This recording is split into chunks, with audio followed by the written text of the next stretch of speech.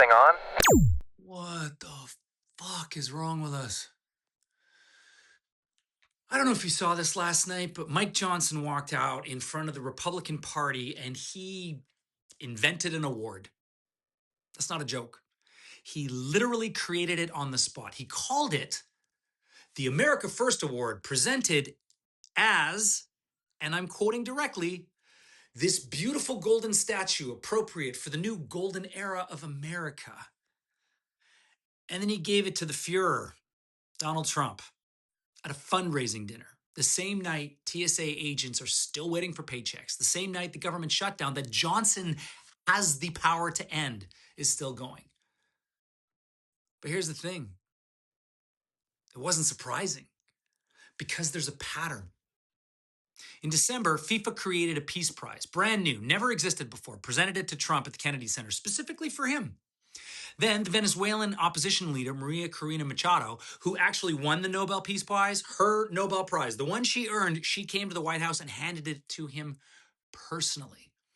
And now Mike Johnson invents a golden statue at a fundraising dinner.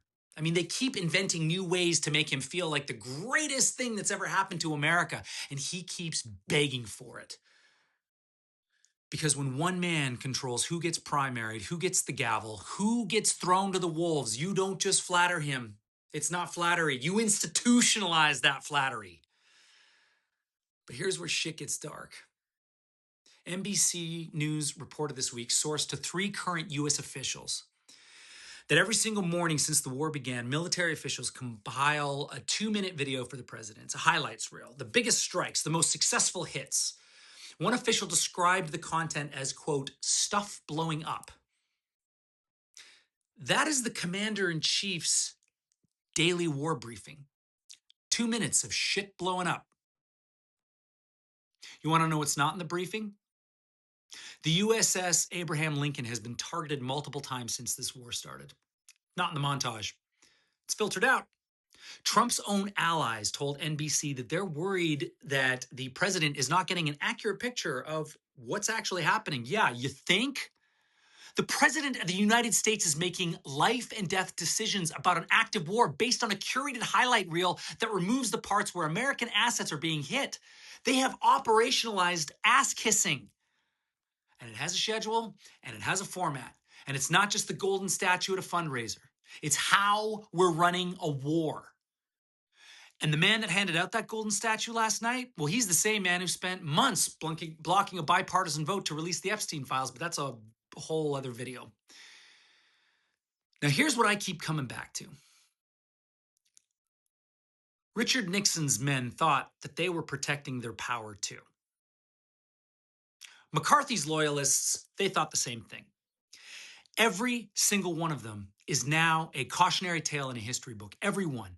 Mike Johnson is like 1 year older than me. He's 52 years old. He has, at least 20 years of political life ahead of him. And he's building a record every single day. The golden statue is on tape.